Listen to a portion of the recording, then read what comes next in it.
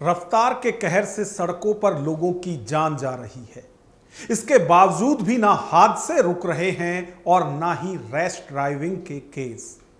इस तरह की बढ़ती घटनाओं को देखकर लगता है कि लोगों को दूसरों की छोड़िए अपनी जान की भी परवाह नहीं है। हमारा आज का विश्लेषण इसी पर कि आखिर इस तरह की घटनाओं पर लगाम क्यों नहीं कसी जा रही, क्यों कोई इन हादसों में जान गंवाने वाले परिवारों के दर्द भरी आह को ना महसूस कर रहा है और ना ही सुन पा रहा है। नमस्कार, मैं हूं नगेंद्र भाटी। दुर्घटना से देर भली, यह सिर्फ सड़कों पर जन जागरूकता के लिए लिखा गया स्लोगन नहीं है। यह एक संदेश भी है कि जल्दबाजी में जान गंवाने से अच्छा है देर से ही सही, लेकिन अपनी मंजिल तक पहुंचा जाए। पहले टूटी हुई खस्ता हाल सड़कें सड़क दुर्घटनाओं की एक बड़ी वजह मानी जाती थी, लेकिन अब देश भर में अच्छी और आधुनिक सड़कें बनाई जा रही हैं, तो भी सड़क दुर्घटनाओं का ग्राफ कम होने की जगह और बढ़ गया है। अच्छी सड़कों पर अब वाहनों की रफ्तार तेज हो गई है, जिससे लोग मंजिल तक कम समय में आसानी से पहुंचने लगे हैं। लेकिन लोगों को शायद अब यह वक्त भी ज्यादा लगने लगा है। लोग तेज रफ्तार से और जल्दी पहुंचना चाहते हैं, और ये जल्दबाजी उनका ही नहीं, सड़क पर चलने वाले दूसरों का भी काल बनने लगी है।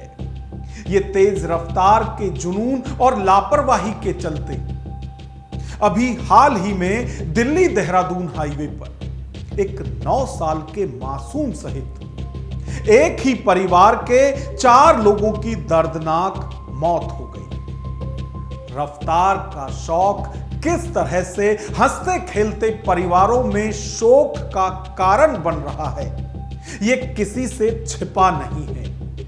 बढ़ती दुर्घटनाओं के बावजूद ऐसी घटनाएं कम नहीं हो रही। सोशल मीडिया पर हर रोज ऐसी तस्वीरें वायरल होती हैं जिनमें कार चालक की लापरवाही और रफ्तार का कहर दिखाई देता है।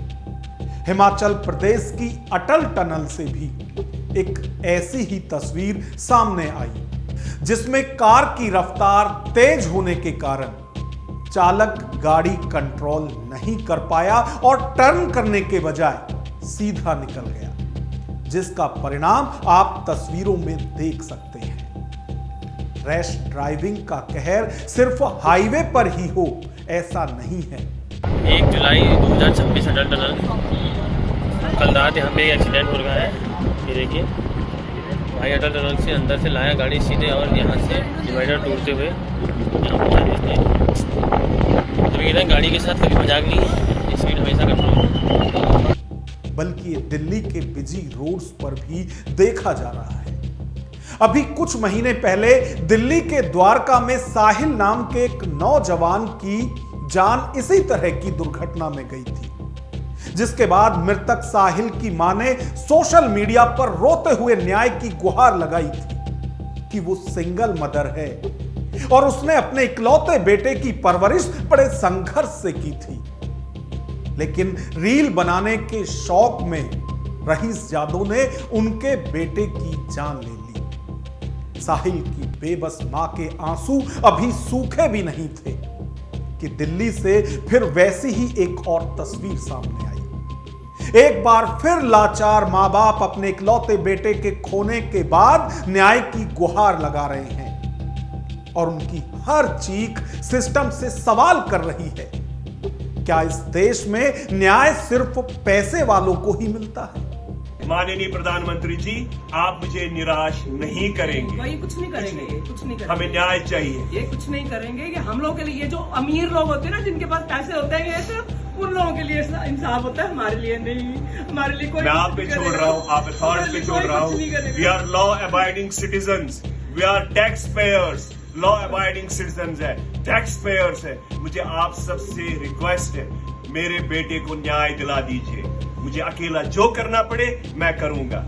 दिल्ली के बसंत कुंज में 25 जून को थार की टक्कर से गुरुग्राम के युवक सार्थक की मौत के एक सप्ताह बाद अब फिर से उसके माता पिता के करुण रुदन का एक वीडियो सोशल मीडिया पर सामने आया है। इसमें वो सरकार से बेटे की मौत पर इंसाफ की भीख मांगते हुए दिख रहे हैं। वो रो रहे हैं और चीख चीख कर कह रहे हैं कि बेटे की मौत से वे भी आधे मरे हुए हैं।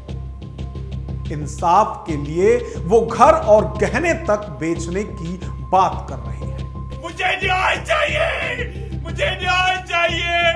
मुझे शायद अकेले करना पड़े, अपने वाइफ के जेवर बेचूंगा, मकान बेचूंगा।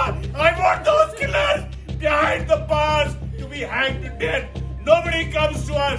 पिता सुरेंद्र मट्टू ने वीडियो में कहा कि उनका इकलौता बेटा बाइक से काम पर जा रहा था।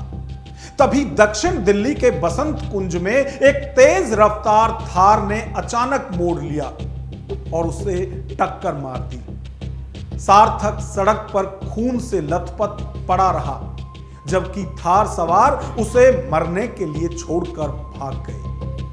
पुलिस जांच में पता चला कि थार बेंगलुरु की एक निजी कंपनी के नाम पर रजिस्टर्ड थी और बिहार के मूल निवासी सागर साहा को लीज पर दी गई थी, जो उस कंपनी में काम करता था। सागर का दोस्त अपूर्व सिंह थार चला रहा था, जबकि वो खुद पैसेंजर सीट पर बैठा था। दोनों को पुलिस ने पकड़ भी लिया था।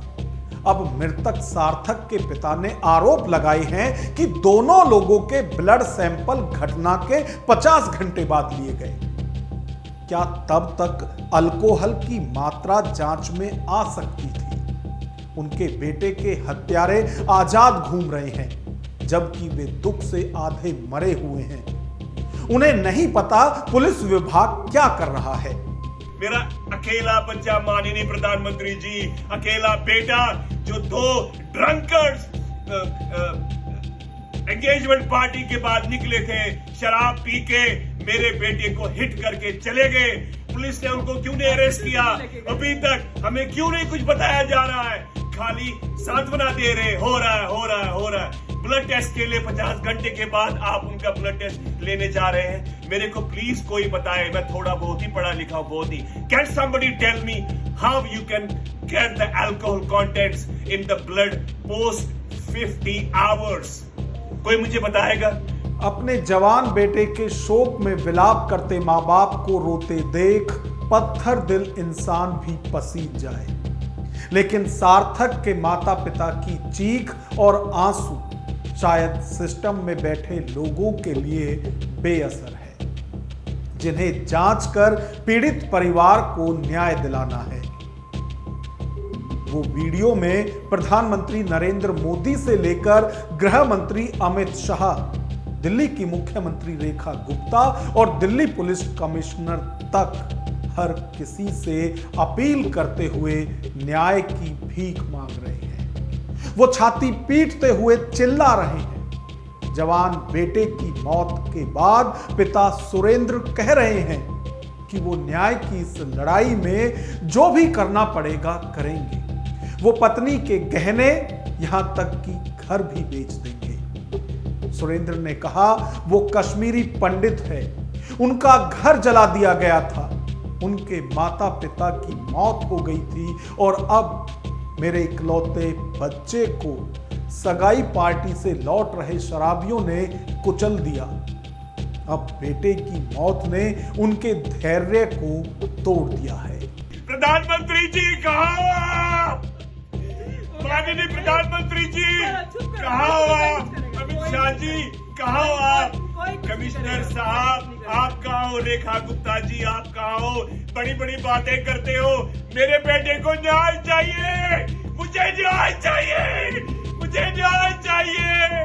It's only the media with my folded hands, guys. You are with us, with the common people. Nobody is with us, no authorities. Gurgaon के 34 साल के सार्थक मट्टू की 25 जून की सुबह दिल्ली गुड़गांव एक्सप्रेसवे पर रजोखरी फ्लाईओवर के पास एक हिट एंड रन हादसे में मौत हो गई थी। वो अपनी बाइक से नोएडा दफ्तर जा रहे थे, तभी एक तेज रफ्तार थार ने उन्हें पीछे से टक्कर मार दी और चालक मौके से फरार हो गए। पीड़ित परिवार का दर्द और आरोप यही है कि आरोपी सार्थक को सड़क पर तड़पता छोड़कर भाग गए। अगर उन्हें समय पर अस्पताल पहुंचाया जाता तो शायद सार्थक की जान बच जाती। अब इस पूरी खबर पर आपकी क्या राय है? कमेंट बॉक्स में हमें अपनी राय जरूर लिखें। यदि वीडियो पसंद आई हो तो लाइक करें और इसी तरह की वीडियो देखने के लिए हमारे चैनल को सब्सक्राइब करें। नमस्कार।